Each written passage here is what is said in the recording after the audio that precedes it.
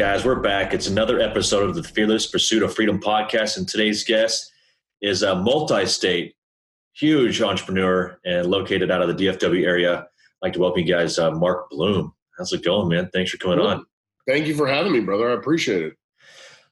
So tell us who you are, where you live, and what you do, and then we'll kind of like rewind back and decide or figure out why you decided to get into real estate. Sure. So Mark Bloom, I'm one of the founders of Net Worth Realty. We are a national wholesaler. We also have a hard money lending branch. And that's what we do. We focus on wholesale, residential, investment grade real estate. Awesome. And how long you been doing that? Man, almost 20 years now. Whoa. Yeah. There you go. Been a minute. Yeah. Started in 2000. Gotcha. Yep. Okay. And what made you go the real estate world, and why wholesaling? So obviously great question for anybody in the industry. I think honestly, it probably started just learning about landed nobles and serfs and realizing that, the people that had the assets had the money and the power and the control. And, I always tell people London is a great city. England's a great country. But when, the four richest dudes in your country tell you that you can't do something and then they decide to do that exclusively themselves, you should probably look at trying to figure out how you can do that somewhere else. So it made sense to me as a young person. I didn't think that it would be my profession, so to speak. I figured that I would do something else and then invest in real estate. I went to University of Central Florida undergrad, where I met my beautiful wife. And after that, went to University of Miami for law school. And I went with the expectations of being an entertainment attorney. And long and short, got some really good internships, had some experience in the industry, and realized relatively quickly that it wasn't for me. It wasn't where I wanted to be. Some of that is probably chance and why I'm doing what I'm doing. And so from there, I wasn't in love with the law. I didn't really want to practice the law. So I decided that this was also, I was graduating. It was right around that time tech was going crazy and the tech bubble of 2000 and all that. I decided that I wanted to figure out more about markets and learn more about business. And so because of the credits that I had gotten from my law degree, I was able to do a master's in finance, specializing in investments in a couple of semesters rather than, 3 years or 2 years or whatever it normally takes a month. Yeah. So having the flexibility to do that, I had my law license. I passed the bar after I graduated from the University of Miami. And so I went to work for this random real estate company, at least I thought random real estate company, that needed me for in-house legal research. They were involved in a lawsuit. And so while I was doing my master's program, I was working as an in-house attorney for Crescent Heights of America, which is a really great, large developer out of Miami, small privately held company, but one of the largest condo conversion companies in the country. And they do a good bit of new construction now as well. Yeah. So I was lucky enough to get in there and kind of see what their three principles and what they had built was pretty remarkable. And I had attempted to work with them after my legal help was no longer needed. It didn't work out, and randomly ran into a buddy of mine who was a fraternity brother of mine from Orlando, who was coming down to Miami to open up an office. And he was a good old Florida Central redneck. No, there's anything wrong with that, but he just wasn't. He was a fish out of water in Miami. And I had been there long enough that I had networked pretty well. And he was like, look, introduce me to some people, show me around the town, where's food, where can I go, where are the good neighborhoods, all that kind of stuff. And I started to talk to him just generally about where I was at and what he was doing. We hadn't talked in a while. And at the time I was looking at a legal job, securities litigation, because of the 2 degrees, not what I wanted to do at all. And if I recall correctly, they were offering me just over 6 figures. And they had told me, this is how they pitched it to me verbatim. You're going to work 12 hours a day, 5 days a week, 2 weekends a month. Right. And so it doesn't take long to figure out that you basically have 2 days 4 days a month max to kind of spend time with anything other than your work. Mm-hmm. And I was a bit perplexed by this and maybe not even ready for it as a young person. And definitely not ready to commit that kind of time to something that I wasn't passionate about. Right. So I wasn't quite ready to do that. And my buddy was like, look, if that's your issue, if you come work with us, you put in 12 hours a day, 5 days a week, you don't even have to do full 2 weekends a month. Like, you get some flex time. You'll crush it. You'll do well better than you would have ever done practicing law. And so I had the ability, due to extremely low overhead and being at a pretty young age, to have the flexibility to take that position. Mm-hmm. And I vividly remember laying in bed with my wife before we went to sleep, like the night I took the job, and basically saying, you know what, we'll give it 6 months and see what happens. If it works, it works. If it doesn't work, so be it. Obviously, my parents were less than ecstatic about me spending 10 years collectively in college and then going and getting a real estate license and slinging houses. But I was passionate about it. It's what I wanted to do. Yeah. My father and I had done a couple of flips previously through the company. And so we were off to the races. That was 2000, early 2001. And then in 2006, I kind of worked my way to the top of the company. They allowed me to go to Dallas to open up an office. Really, they allowed me to go anywhere pretty much that I wanted to open up an office. And we had narrowed it down to Dallas. Yeah. In 2006, there were only 2 cities in the top 30, 40 cities in terms of population in the U.S. that had not seen double-digit appreciation in any one calendar year, okay, in the last 30 years. And those 2 markets were Houston and Dallas. Yeah. And we had already had an office in Houston, a good buddy of mine. And so I had the luxury of being able to call him and talk to him about the Texas markets and the people in Texas. And my wife and I came and visited for 2 weekends, and at 8.5 months pregnant, picked up and moved to Dallas, where we started an office for this other company. And it was great. Everything was going well.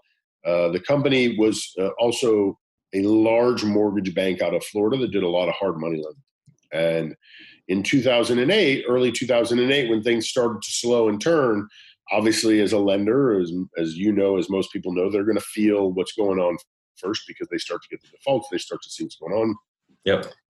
And fortunately or unfortunately, they mismanaged their REO department. In large part, I think, because in the past they hadn't really had to be actively managing it. They made money on their REOs because everything was appreciating. And so that creates for bad habits. And they got stuck. And so they weren't able to pay us what we were doing, the profits that we're making, the commissions for the agents. Mm-hmm. And so we walked away. We took the rights to the Texas market and opened up Texas. And so 2008, in I think it was April or May, something like that, Net Worth Realty was born. Awesome. Yeah. And so fast forward, you're in, was it 3 states now, or at least 6 different markets or something? Yeah, I think we have 18 or 19 offices. So we're in Texas, we're in Florida, we're in Georgia, we're in South Carolina, North Carolina. We're in Nashville, Denver, Chicago, Phoenix, and 3 offices in California. And then you said expanding to Washington, Oregon? So hopefully? Portland is going to open this year. We have 2, 4, 6, 7 offices in Texas. So any of the major cities besides El Paso. Yeah. We are going to be in Portland and Miami and possibly Vegas this year. That's awesome. Thanks, man. It's it's one of those things we only promote from within. We're not a franchise. Someone can't come in and have been a dentist or whatever, mm-hmm. last week. Today they want to be a wholesaler for Net Worth Realty. We bring people in, we teach them. We are very much a family. We look after one another. We help each other. And then we look to promote people who have the leadership skills to go out and open an office and want to take that entrepreneurial risk. I think that what we offer people is pretty outstanding. I mean, we really make them partners, literally partners on the deals. Mm-hmm. We provide all the funds. We provide all the training. We provide all the overhead. When we roll someone out to open an office, they're usually with us for at least 4 or 5 years. They know what they're doing. They've been doing it for a while. They've been very successful at it. They rise to the top of the company. Yeah. And just like I had the opportunity, you find a couple cities that work for you where you'd be willing to live, and we sit down and look at what might be the best opportunity business-wise, and then we move forward with one of those, and then we support them in every possible way we can. Yeah. That's awesome. So 2008 I was born, 2019 now. You're in 18 markets, 16 markets? I think there's 18 or 19 offices, bricks and mortar offices. Man, that's awesome. Okay, so in 10 years, just over 10 years now. Yep. One of my favorite quotes, timing, not to cut you off, but Bill Gates, for everybody out there listening, who wants to happen in a year or 2 years. And, people always overestimate what they can accomplish in a year and underestimate what they can accomplish in 10. Yeah. Compounding of time is insane. You just have to stay at it daily. Yeah. So how did those first couple months to first year look, starting your own deal? I mean, it was messy. Within 3 months of when we opened up, we had a small mutiny where some really good friends of mine decided to go compete against us. Mm-hmm. And that was something that I had betrayal at a level that I had never known, in a way that was, really borderline criminal.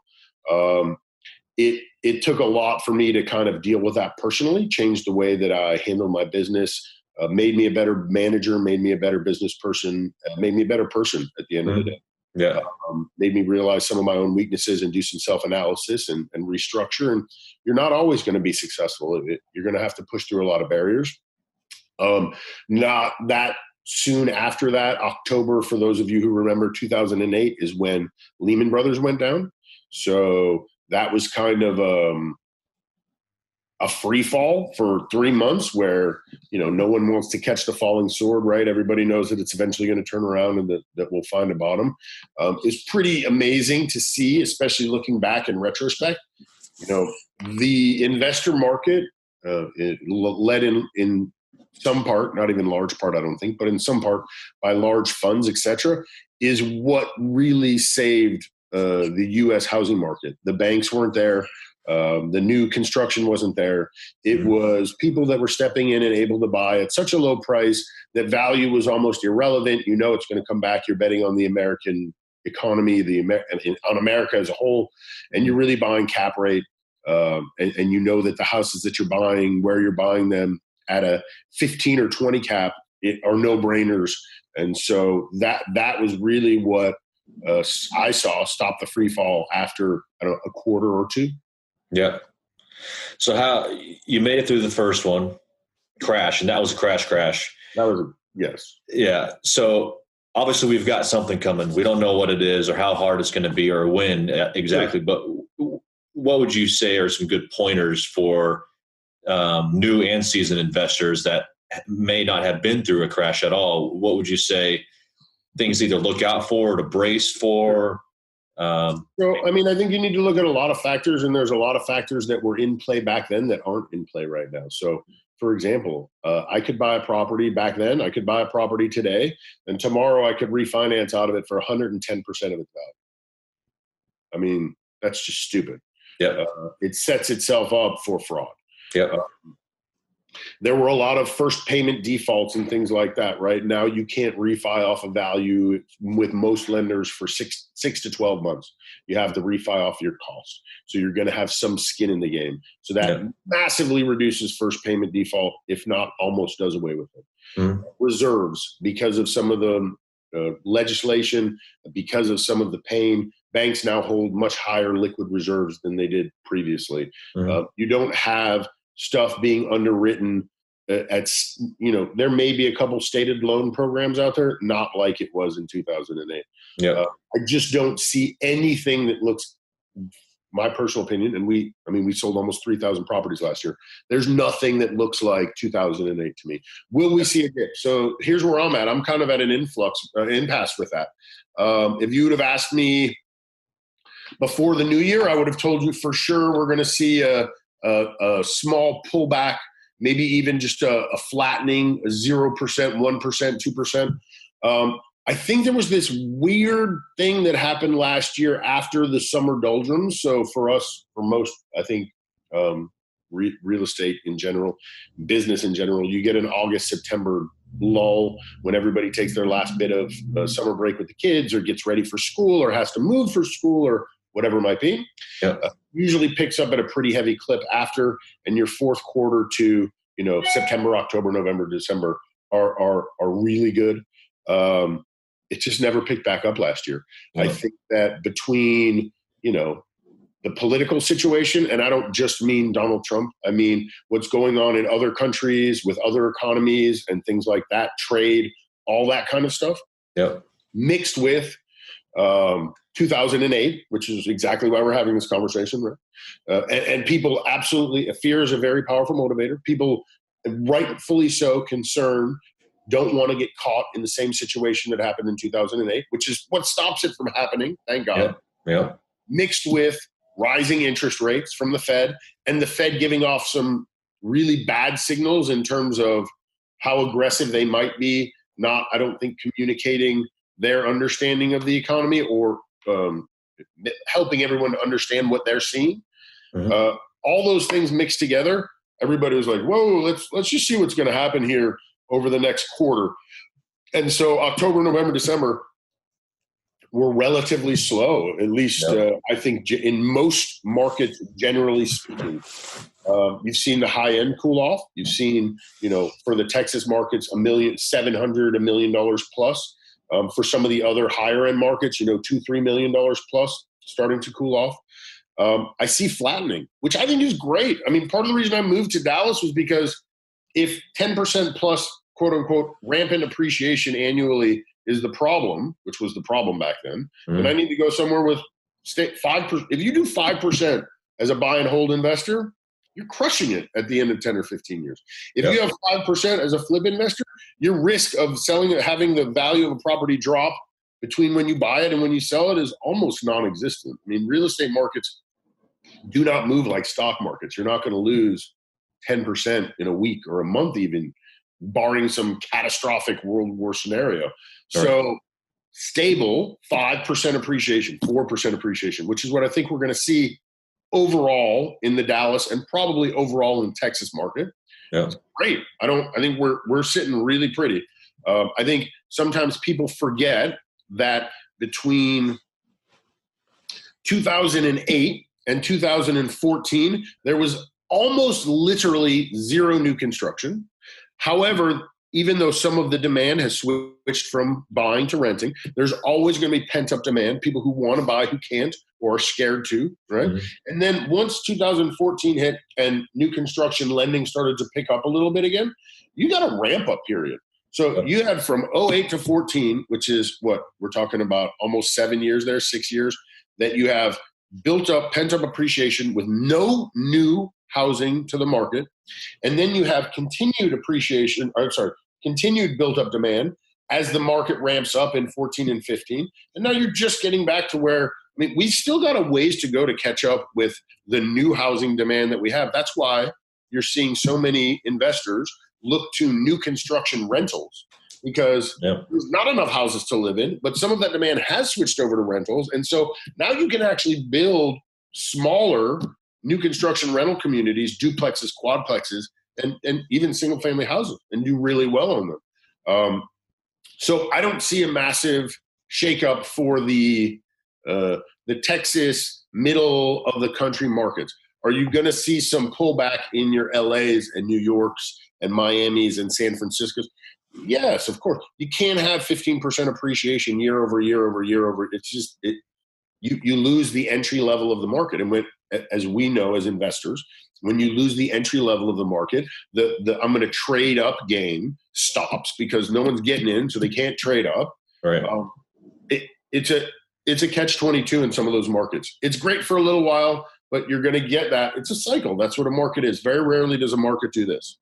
But that's why I love rentals so much, is because when the market turns, people have, this isn't food. They're food and housing. Food, you can go hunt. I go outside and pick some mushrooms if I had to, and I can sustain myself. I can God forbid, dumpster dive if I had to. Mm-hmm. You can't forage for housing. You either own it or you rent it.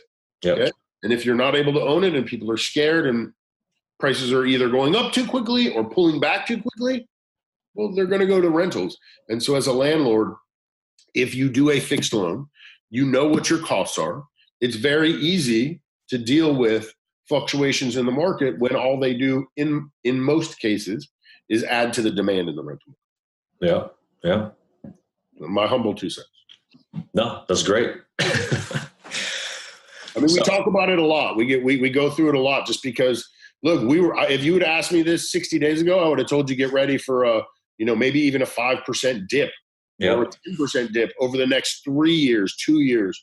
But I really don't see that coming with what we're sitting at today. I think that the market feels a lot more comfortable to me today than it did 60 days ago. Yeah. A lot of my investor friends are selling off undesirable assets or low equity assets. Ready to buy. Yeah. They're getting ready to buy, and they're only keeping their properties that are non-problems per se, and that have a good amount of equity to be able to hang on during those. Because a lot of times that's the only reason they stayed alive in the last one, is because they had high equity cash flowing assets. Sure. You got to have the stuff that doesn't kill you. And honestly, there's in our market anyway, in any market, but in our markets in Texas particularly, because of the stability, you are going to have pockets that get 10 and 15% over the next 2 or 3 years. Mm-hmm. I mean, the west and the south of Dallas, some of those pockets are going to see serious appreciation. There are some pockets south of 635, north of downtown, that are going to see some serious appreciation. Mm-hmm. It's going to get spread around, but I definitely think it's a good idea if you have some stuff that is less desirable. Call Brandon Richards or call Net Worth Realty. Let us help you get rid of it to some other investor who thinks it's closer to their home. They're banking on that area, and put your money in that asset, because there's going to be stuff coming around where it's a little easier to buy. It's not going to be as high demand on the investor side as it was, because some of those hedge funds are stepping out. So you're not seeing the 85 and 90 cents on the dollar minus repairs. You're seeing 75 and 80 cents on the dollar minus repairs, which I think is a solid adjustment. Yeah. So I think people backing out of marginal to not great assets and looking for something better to put their money into is always going to be a solid play. Yeah.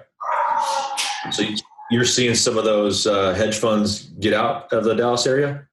We're seeing some of the hedge funds that were buying at the higher percentage rates, not buying in as many markets on a whole, including Texas. Right. Yeah. I've noticed a couple of them get a little weary on prices that I knew they were asking before or offering before.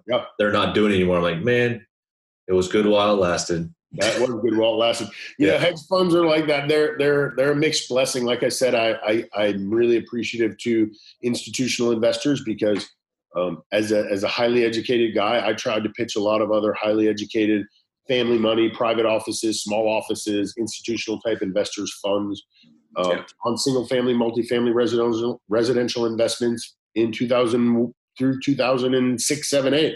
And it was just hey, they're not on enough. There's too much dispersion. There's not enough of a margin for us to be able to handle the management. And then when 08 came and these guys girls stepped in, not only did they make the bottom for the market, but they legitimized to a certain extent what we do. And it's not just your crazy Uncle Bobby who owns 10 rentals, right? It's now serious investors who get it. And if we didn't have the dip in 2008, my humble opinion, there would never have been the margin for these people to step in and take the risk at trying to figure out how to manage these on a national level.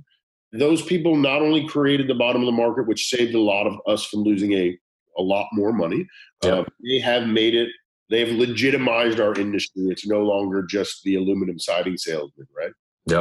Yeah. So obviously you've done great at expanding.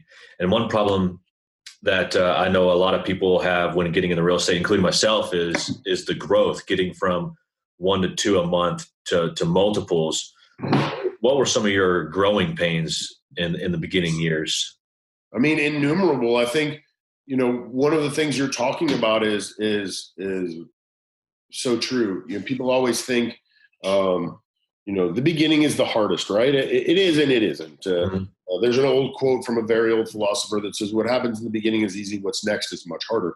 When you're doing it on your own, it's not that it's relatively easy. It's always hard to figure out in the beginning, but it's you. You can control you. You can trust you. Like, what's going on with every deal.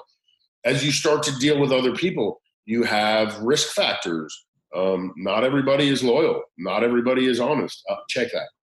Most people aren't loyal and honest when there's money involved, unfortunately. Right. Yeah. You see sometimes the worst in people. And when you train somebody and teach someone and you sacrifice your time and your family and your wellness for their family and their selves well-being, and sometimes that isn't always returned, and sometimes that's just business, and sometimes it's just dirty pool. So the challenge in the beginning is finding people who believe in you as a leader and believe in your vision.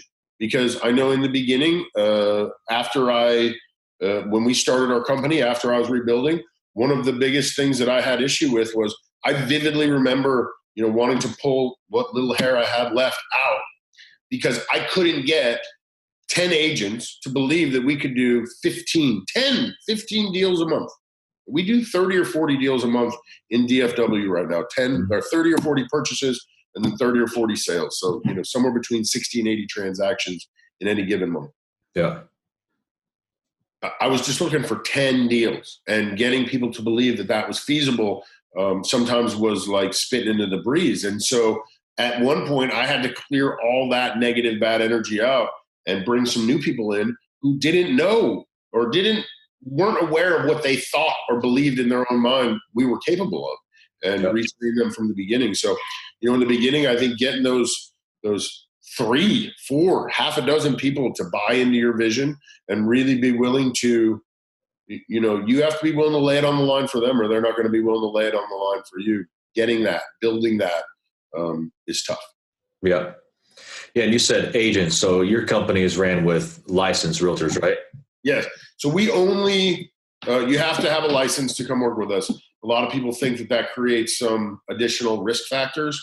My response to that would be twofold. One, if you're not doing anything wrong, there's no risk to be had. Like the only other laws and rules that you have to abide by as a licensed person versus an unlicensed person are the ethics and the codes of TREC. So there's nothing in there that's absolutely crazy or that even would harm your business in any way, shape, or form.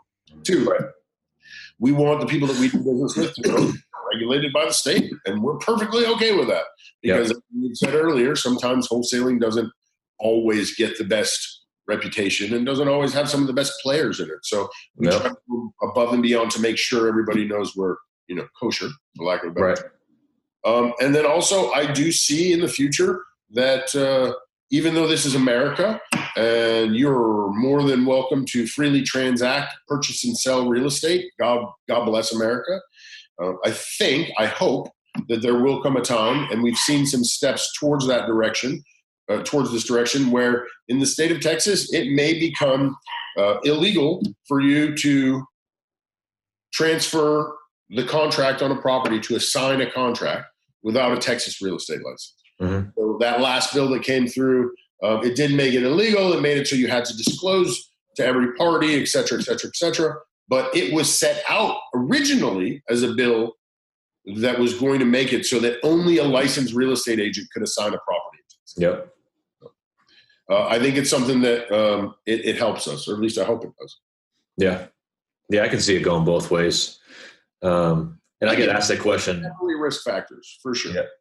Yeah, I get that question to ask all the time. But at the end of the day, and I'm not sure how yours is, but at the end of the day, for me being licensed, it's a way for me to capitalize on leads that otherwise wouldn't have been able to come to fruition or be monetizable through the typical flip or wholesale. I could now list it and get referrals off of it as well. Out of state. The options 100%. And I just don't think, like I said, if you're operating a completely legitimate business, if you could yourself, I would never recommend doing this, but if you're doing business in the way that you could do business on a handshake, you say what you do and you do what you say. Mm-hmm.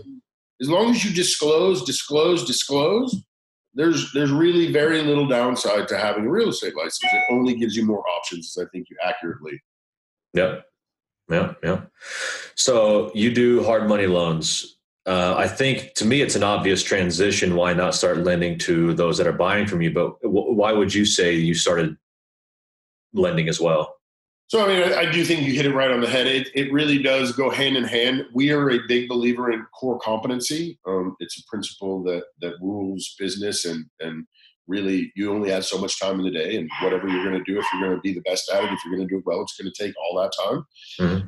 So we steered clear away from doing a lot of residential listings. We don't do any. The only listings we do are for people who buy property from us. I definitely don't represent any buyers, or none of my agents represent other buyers. The hard money lending was a no-brainer because it's commercial lending. So it does make the time and the regulation that requires you to put in time, et cetera, on those files significantly less, because it's commercial borrower and you're dealing with educated parties. Yep. And more so, it really dovetails with what we do. When we go open a new office and we go into a new market and we don't know any lenders and we get a property and we want to sell it, sometimes lenders don't want to do business with you because they think they're going to run you out of their market, or they just don't know you and they don't know your deals, and so they're not willing to lend on it. And if we have our own lender in place, it makes it very easy. Yeah. How are you sourcing those funds? Like, is it like a small hedge fund, or? Yes, we do a fund.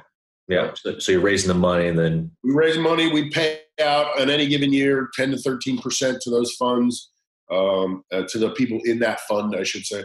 Yeah. And then just deal with the rest as far as overhead and whatever's left for profit. Yeah. Awesome. It's definitely not a core profit center for us. Right. It's something that we do as a complement to our business. Yeah. Well, I mean, if you're willing to lend on the property that you're selling, then obviously you believe in the product you're selling. It's a great deal. Amen, brother. You don't want to take it back. Take back. Not only that, I will say, as a testament to kind of what we do and how we operate and how I think most lenders should operate.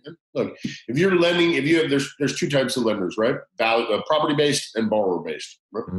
If you're a property based lender, you don't care if you take the property back. You're lending at a rate where you're looking at the property, regardless of who the borrower is. You're going to assume that you're going to take that back, and you're going to lend at a level that you're comfortable with. Yeah. For us, we have a vested interest in our borrowers being successful. We only lend on our properties. So our foreclosure rate is insanely low, which is great as a lender, but even more important as a wholesaler. We want our people, I always say, we can't guarantee anybody's success. Yeah. But we do several things that nobody else does to try and give our people the best chance at being successful as humanly possible. Yeah. No, it's awesome. So I know me and you personally have talked about commercial deals, but is net worth as a company single family only?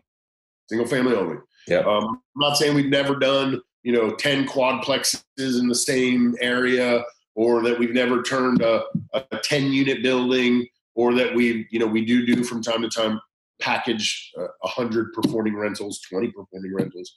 Yeah. But for the most part, we don't do commercial deals. It's just too time consuming. I come from the commercial world. It's very difficult to get someone to do due diligence on a commercial asset in, a week to a day. It's almost impossible. Yeah. So barring it being an amazing deal in the exact spot that someone is looking for, it becomes very difficult. The only commercial deal that I've done here, I've personally bought a couple of quadplexes that would probably qualify collectively as commercial. And then we sold an 8 quadplexes that they were less than a mile from the new stadium, literally as they were breaking ground for the new stadium. So, and the new stadium being the AT&T over in Jerry World. So That's a great play. If you can buy a 12 cap next to a brand new stadium as the ground's being broken, it makes it a little easier for someone to say, you know what, if I missed a couple of air conditioners, or if I'm on 8 units, if I'm even $100,000 off on my rehab, then really it's $10,000 per quadplex. That's $2,500 a door. Does it really matter at the end of the day? I mean, I would argue that it doesn't. Yeah, especially with the definite appreciation with the makes a huge difference. Yeah. Yeah. Awesome. Yeah. I mean, you can argue with me about what good neighborhoods are, but you're going to have trouble arguing with Jerry Jones, especially when he's putting in $1 billion stadium less than a mile.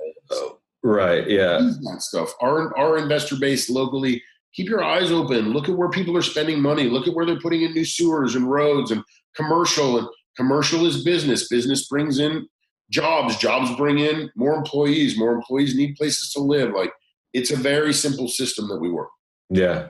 I just thought new investors that don't know much about the markets or investing themselves, they should play the game Sims. If they can build a profitable Sims community based off of the right amount of schools and infrastructure, they can probably start a real estate. I like that. And it's very, it's educational, man. And I also believe, and this is where I thought you were going with it when I started to smirk, if you're new in investment real estate, if you've been doing this for less than 5 years, and you're seeing success in buying single family houses and renting them, or fixing them and selling them, and you just can't wait to get into commercial. Walk over to the mirror, look yourself in the mirror, and just squarely smack yourself as hard as you possibly can. Snap back to reality and realize that if you're having success with something, maybe you should double check, triple check, quadruple check before you go take a risk into something that seems like it's the same, but is really completely different. Yeah. So I'm not discouraging people from getting into commercial. I own some commercial myself. However, don't believe that owning a 100-unit building or a strip center or a storage facility, even though those can be relatively easy once you get them established, is the same as buying and fixing and selling, or buying and fixing and renting a 3-2, because it's not. Yeah, I mean, evaluating them is worlds apart. Now you're doing market research and cap and expenses, and everything is, I would say, significantly different for it's sure. Significantly different. We call it the shiny penny, right? Yeah. You got this old rusty penny over here that's not really sexy, that's not really glamorous, but you're making 30% plus returns on your money every time you look at it, whether it's through a flip. On rentals with tax shelter, you can make way more than that. You're not those kinds of returns successfully. If you're getting good at it, those don't just come around all the time. Don't believe that you're just going to be able to switch business models and have that same kind of success. I would encourage you to maybe put more chips on the table in other residential assets, build your contractor base, build your crews, and become more successful that way. Keep the rusty old penny rather than chasing that shiny penny of I want to own 100 units or 1 million square feet of warehouse space or whatever it might be. Those are different businesses than buying, fixing, and selling, and buying, fixing, and renting single family. Yeah. Well, you're crushing my dreams right now, but I hear it's. Just think about it before you do it. I'm not crushing them, I promise. Well, I know a lot of people that are very successful, doing dozens of deals a month, and then I'll bring up commercial to them, and they're like, I'm going to stay in my lane. Smart, man. Listen, as someone who sells several thousand houses a year now, we see a lot. I've seen so many people who were crushing it at 250 to 500,000, and then they're like, man, I want to do $1 million house. And I'm like, man, it's different. I don't know that you do want to do $1 million house. And then they get into $1 million house and it's the death of them, right? Yeah. It sucks them dry. They can't sell it. They didn't do the rehab right. They didn't realize that the market for that level of buyer was so discerning. They had never sold that kind of house before. They didn't know what the buyer was looking for. And now they're sitting on $1.5 million house that they can't sell. And you don't want that as a rental. That's just going to drain you. No. Yeah, I have no interest in luxury products. It's the same thing, but people, for whatever reason, they think if they're renting single family, that renting 100 units is the same thing. It's not. Not that it can't be done, but maybe start with a quadplex or, where you can still get residential financing, where it's still a residential risk and not some large commercial property. Commercial, you're going to have at least 10% more in that deal. Yeah. Commercial, you're not going to get the same appreciation on commercial as you do on residential. If you put a commercial building and a quadplex and a residential house, cash flow, less cash flow, less cash flow, but appreciation, less appreciation, less appreciation. The commercial building is going to have great cash flow, but it's not going to appreciate. And so not as much. And so you have to look at what your end goals are. Yep. Oh, yeah. Well, awesome. I appreciate it, dude. Totally doable. Just cross your T's and dot your I's before you jump into a large commercial project. Yep, definitely. There's a lot more in the beginning when I was trying to get into single family. There was a lot of hurdles in my mind, and not only the learning barriers, but me slowly getting into commercial now, it's worlds different for sure. It's for sure polar opposites.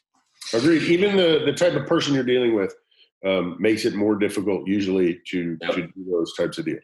Yeah, definitely. Yeah. Well, man, I don't want to take up too much of your time. You're good, man. I'm happy to spend as much time as you want. Obviously, I love doing stuff with you. Anytime I can take some time to educate people on how to be more successful, what to do in the industry, who net worth is, more than happy to do it. I appreciate the opportunity. Yeah, no, I appreciate it. We'll have to think of a topic to dial in on next time. You let me know, man. I'll tell you what's a good topic that I've done some research on. That might be, we talked about it a little bit. I think I sent you an article on it. Mm-hmm. It's just the changing demographics of suburban versus urban neighborhoods. And, we talk about some of the good and bad of these hedge funds. But the change in, these hedge funds, almost all of what they had, the large ones, almost all of what they bought for a very long time was 80s or 90s and newer product. Yeah. 80s and 90s and newer product, there's just not that much of it south of 635 that a hedge fund is going to buy. It's all luxury, high end. So that puts you out in the suburbs. Well, if you're a hedge fund and you're buying suburban property at a discount, you're going to rent that Section 8, particularly because you get the Walker vouchers, which are the higher vouchers, which is going to make your cash flow better, which is a hedge fund is the only thing you're looking at. The appreciation is a kicker. So that's changing neighborhoods, man. And after we went through the huge gas boom and, you have these baby boomers, which is the biggest population ever, I think followed next by the millennials. And though these two groups, if you want to look at them from a distance, on the majority probably have very different ideas and ways of living. There's a Venn diagram there of some things that are very similar. So you have these two massive populations who both want to live near downtown areas. They both want smaller housing. The baby boomers because they don't have kids anymore and they're tired of dealing with it. The millennials because they saw their parents get hammered in 2008 and they just want to be closer to downtown, more European style of living, restaurants, parks, public transportation. So you're seeing, and this is not me, there's data, you're seeing affluent populations move into the suburban areas, what was once considered downtown cities, and the poor populations, as defined by our government, not by me, move to the suburban areas. And that's a massive shift from, the suburbanization of 1950 to 2000. Yeah. Well, that's what we're seeing in places like Cassidy, 75228, 1,400, 1,300 square foot houses selling for $300,000. It's crazy, man. Supply demand metric. Yeah. There's only so many there right now, right? Yeah. You want to buy them. Again, we had this huge gap of no new construction. And so pre-existing houses, pre-existing houses are going to get more expensive, but there is definitely a shift. Yeah. As an investor myself who buys and rents, almost all of what I buy and hold is going to be south of 635. Dallas is a little different because, that Frisco, McKinney, that's almost like its own city now. It's not even a suburb anymore. So you have that kind of effect, and you have a lot going on in there, in the Colony and all that. Colony is a perfect example of what's going on. But, you're seeing that change. Yep. Yeah, Colony's strange. I remember comping a house out there one year being like 160, and the following year it was almost 200. And I was like, what in the world's going on out here? Yeah, man. We used to buy, there's 6 different floor plans in the older part of the Colony, that Fox and Jacobs. Yep. I think there's 3 322s, and then there's 3 321s, or 2 321s. Mm-hmm. Those are the floor plans. I mean, we used to buy those in 2008, 2009, 2007, 40 grand, 50 grand. Sheesh. But that's why you buy and hold. You can't predict what's going to happen. So spread it around. Sit on it. Am I saying you shouldn't flip houses? No, you should. You should take some of the tax shelter that you get from your rentals and use it to write off the profit that you get on your flips. Take that long-term appreciation as well. It's about having a balanced and diversified portfolio, not just a portfolio. You have to spread it around, spread the risk. Yeah. No, that's awesome. I mean, the past 40 minutes have been about protecting ourselves against the market. Love it. Yeah, well, you got to. Look, the American populace, the banks of America, the construction companies. Construction is one of the biggest employers in America. It drives the American economy. America is going to make sure that property continues to appreciate. If you told somebody in 1920 that there'd be a house for sale for $250 million, they would have literally thought you were crazy. But that's where we're at today. So it will continue. The machine will go on. Worry about hedging against the downside risk. Worrying about how to buy investments that have less downside risk. It's all risk return, not just return, risk return. So, buying with equity. I mean, I've seen a lot of people right now where they'll go buy a property at 60, 70% and have 40% equity, but then within 6 months they're refining out at 85%. Like, all right, so market shifts and we lose a couple percent. You're coming to the closing table with money now. What was your plan if the market changes? It's crazy, man. I see people do the adjustable rate mortgages on higher end rentals, and I try and discourage them against it, or at least encourage them into only doing it for a year and then taking the hit and refinancing, because that's where you're going to get stuck. If you have a fixed payment on a rental, the property value matters at 2 points in time. When you buy it and when you sell it. What happens in the middle, as far as value goes, does not matter. Don't let it affect you. Keep going. It will. If you look at the real estate market at any 2 points 20 years apart or 10 years apart, it's always going to be higher than it was 10 or 20 years ago. It's never the other way around. You have to ride out some of the downturns in value. If you have a fixed mortgage payment, and even in downturn markets, rents stay stable or go up because people need a place to live, you're pretty safe. Yeah. You got to learn it. I mean, I've only been in it 2 years, and I'm already trying to figure out how am I going to protect myself against the impendings? Because, like you said, it may be postponed a little bit, but it's going to happen, and I need to get out of this. Cycles, brother. Cycles in life. Yeah. What's it? Every 5 to 7 years, there's a new cycle downturn, and we're on year 9. Yep. Has to happen, man. It has to happen. And I also am a firm believer that if you count something out, if you don't think about it, if you don't prepare for it, if you don't keep it right here in the peripheral and you don't see it, it's behind you, it's going to sneak up and get you, man. You won't even know it's coming. So you have to be aware of all the possibilities, good, bad, and otherwise in the market. Yeah. I went to a concealed carry class once in my early 20s where there was levels of living. There's green, yellow, or the 4 levels was green, yellow, orange, and red. And in that class, obviously, it had to do with self-awareness and protection of yourself, physical self. But I live that way not only with my business, but also my life. There's always that what if back here telling me I need to prepare for. Same thing with a crazy world, man. Yep. Chaos theory is a real thing. Yep. Yeah, definitely. But some people live in that green where it's not going to happen to me. With life and business. But you get caught on the wrong side of that and it goes sideways real quick. Yeah. Got to be prepared.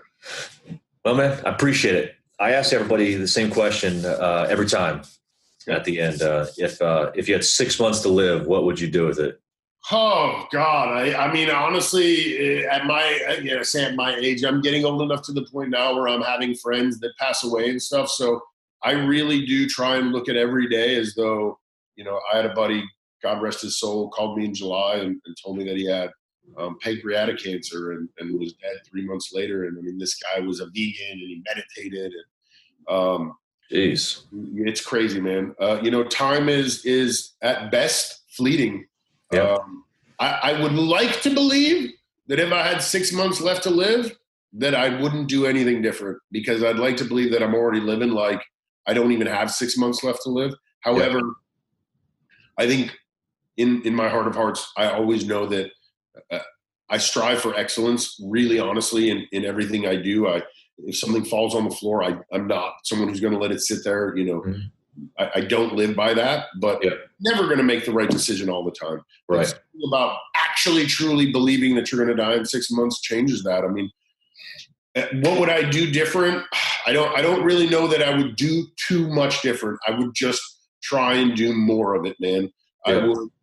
I would work a little bit more. I would love my kids a little bit. I tell my wife and my kids I love them all day, but I would just try and do it more. I would try and hug them more. I would just try and savor as much as you possibly can. It's a pretty amazing life that we live. We're pretty, besides being on the planet, you're in America. You're an entrepreneur or buying and selling real estate in America. There are far worse lots. Yep.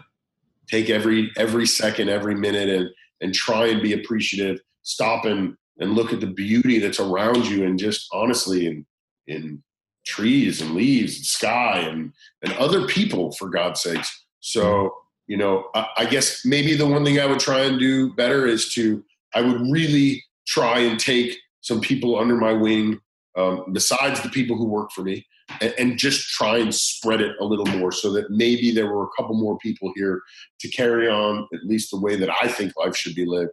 Yeah. After I'm gone, if we could each make the world a little bit better place. I don't know if I think it was General McRaven, the guy that did the commencement speech at UT about make your bed. Here my sisters in Navy. He started that speech with, if we can all just go out and change 10 people's lives, and then those 10 people can change 10 people's lives, and so on and so forth. I would really try and maybe influence a couple more people that I'm not working with already on a daily basis, and make the world a better place that way. Yeah, no, that's awesome. I got 2 daughters, like they're both 12 right now for a few more days, but recently in Forney, out where I live, 2 families got in the head-on collision. Both sets of parents died. Yes. And then 2 sisters survived, but then 3 weeks later, one of the other sisters survived. So there was one lone surviving child. And but even before that happened, I was always trying to instill in the girls, like, not only do we need to get out of the house more, we need to spend more family time together, we need to do this, we need to do that, but life is so insanely precious and fragile that we need to be living every day to our best. But then I had to tell them about that story because it was actually a girl in their school, and my oldest girl's middle school, and stories like that unfortunately happen, but help to bring things into reality is that she knew that girl in that family. And so I think that's able to help some people. That's great that you're trying to teach your kids how precious life is, because, kids, it's tough to make them realize why they have to say please and thank you. Exactly. Why they have to appreciate every day they're given, in this great country, in this amazing world with all the opportunity that's at our fingertips.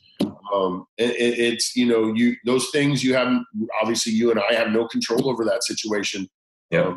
As I said, I'd want some people to get some good out of my existence. I'm sure that anything that you can give to your children that's positive from that situation, whether or not the families are aware of it, is beneficial for the world. Exactly. Yeah. Good stuff, man. It's a horribly unfortunate situation. Yeah. Using it as best you can to show your girls how precious life is. Yeah.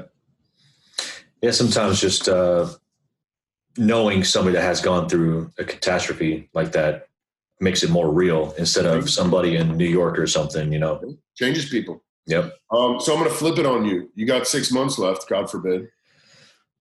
Man, haven't been living the way I want. Last year was my first year of some pretty good, decent business success. And so I went on many vacations last year. Good. And BC? I went to BC, went to Colorado, went to Portugal, Italy, Peru. Nice. I probably went to St. Kitts, Haiti, Martin. I mean, I probably went to over a dozen different places last year. I was traveling a couple times a month. And I want to do more this year, but man, 6 months, I don't know. I don't think I've ran my business properly to be able to walk away from it and travel full time, but I would probably spend every hour that they're in school busting ass on the business. So that way, when I'm gone, they had something to fall back on. That's for sure. I like it. Balance in life is crucial, man. Yep. Yeah. Made the balance thing a big priority this past year. Is the second they walk in the door, if they're not working on homework, I'm with them. If they're on homework, I'm, racing to get the last few business things done. And then the second they're done with homework, phone stays in the office and I'm out in the living room doing whatever with them. So that's good, man. It's been my goals. That's how you make good memories. Yeah. Do my best anyways. Yeah, man. Well, kids who are loved, they look for less. They're very self-satisfied. So yeah, good for you, man. Spend time with the kids. Enjoy it. Thank God, both of us, God willing, are going to be here in 7 months. Let's do some more deals, man. I'm not satisfied with where my business is. I love seeing new entrants into the market that are going at it and doing everything they can, podcasts, meeting people, sitting down, trying new marketing, looking at commercial, looking at how to get different deals from different places and generate different revenue out of every opportunity that comes across their desk. I've told you this before. Any of your listeners that are out there, anything that I can do to help, my door is open. I'm always here. You have deals. We're one of the largest buyers in the country. That isn't an institution. Bring it to us. We're happy to help. Bring them to Brandon. I'm sure he would be more than happy to help you with your deals. Most definitely. Well, man, it's been a great interview. Loved it. Loved every minute of it. Yeah. Let's do it again. Yeah. Appreciate you coming on. Yes, sir. Last one. How can people find you? Oh, great question. So our website, networthrealtyusa.com. We were named one of the best companies in the country to work for last 3 years running. Myself and my partners by Glassdoor. Myself and my partners named one of the best CEOs by Glassdoor. That's all done off of internal employee reviews. My personal email is Mark, M-A-R-K, at networthrealtyusa.com. You guys are more than welcome to reach me there. I will also, because I appreciate you, Brandon, and what you guys do, my direct cell number is 214-727-6656. You guys are welcome to reach out to me. If I can help anybody in any way, shape, or form, that's what we're here for. Yeah. Man, badass. Thanks a lot, dude. Let's do it again, man. Give those girls some love, all right? Yeah, will do. All right, brother. All right, catch you later.